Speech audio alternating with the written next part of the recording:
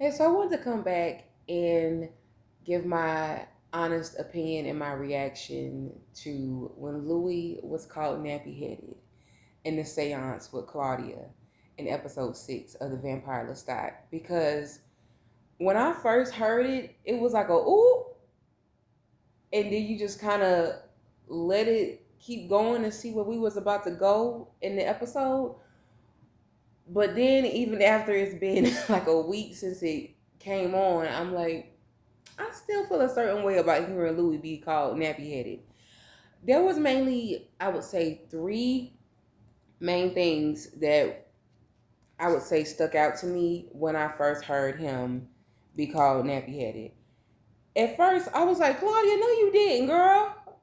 No, you didn't just call this Negro nappy headed. I'm like, ain't this the pot calling the kettle black? One black person called another black person nappy headed. And I was like, in that moment I laughed because I was like, ain't this about a bitch? Like it's funny.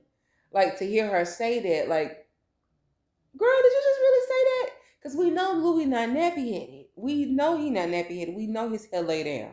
Probably with a brush and some water. Maybe, I don't even gonna say he need no gel or nothing, especially when he was alive. His mama is Mama Duloc, okay? She wouldn't have had no nappy headed kids. Okay. Um, and even if she did, I'm pretty sure she would have had something on their head to make it not look like they were nappy headed. They were Creole, and considering who they were at the time, girl, you wouldn't have been able to fly walking around with something on your head like that during that time, and then be able to call yourself what you want to call yourself, and then be able to move in the circles that you can.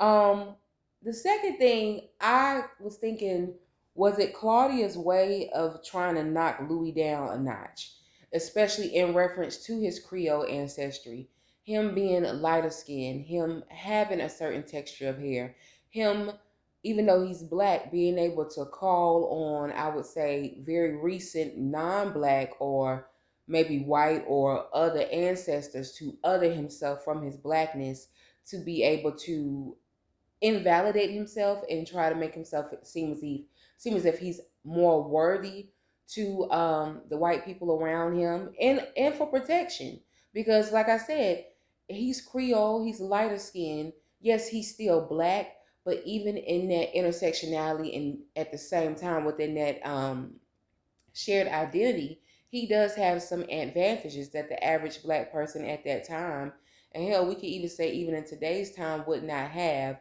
especially if we're going to consider colorism. So I wonder, was that Claudia's way of like kind of knocking him down, like, Negro, you ain't all that. Like, yes, you do feel a plight to your people, to black people, but also you have been able, when you were black, to hold on to your proximity to whiteness, and you have had even more proximity to whiteness as a vampire because your maker is a white man who you are forever tethered to.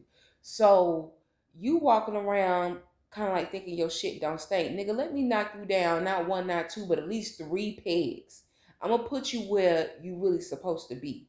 And I'm gonna see how you feel about that. So yeah, I'm gonna call you nappy headed because we know with his Creole background, that's like a how dare she? Like a because I think he even looked at her like that, like, bitch, I know you didn't. And then she nudged him on the forehead, like, yeah, Negro, I said it, and what?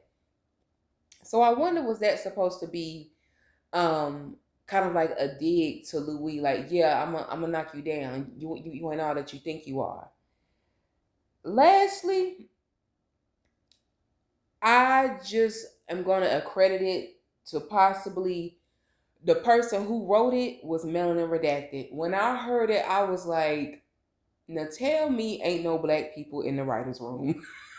Because it's just, I was like, even when two black people are in conflict and they arguing, we'll be quick to say, with your black ass, like, with your black ass or something like that. But nappy headed, it really has to be imperative to the argument. Like, it really has to be in context, not imperative, but like pertinent to the argument. Like, are y'all specifically talking about hair?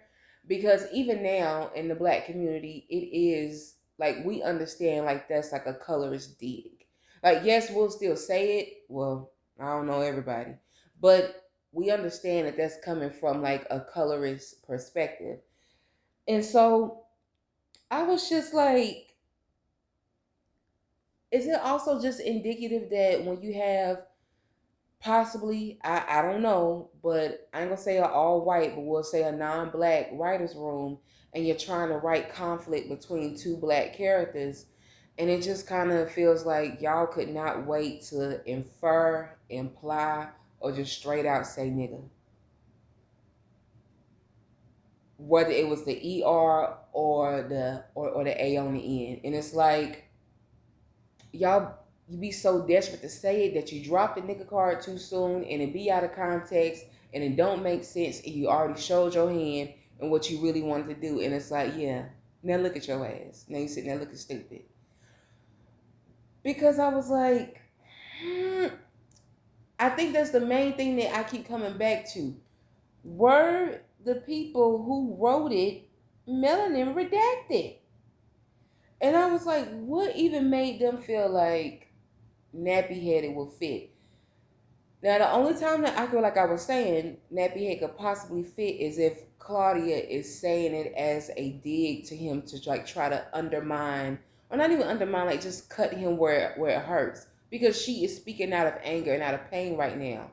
So of course she wants to cut him and hurt him, but it just also feel like nappy headed, because we know Louis not nappy headed.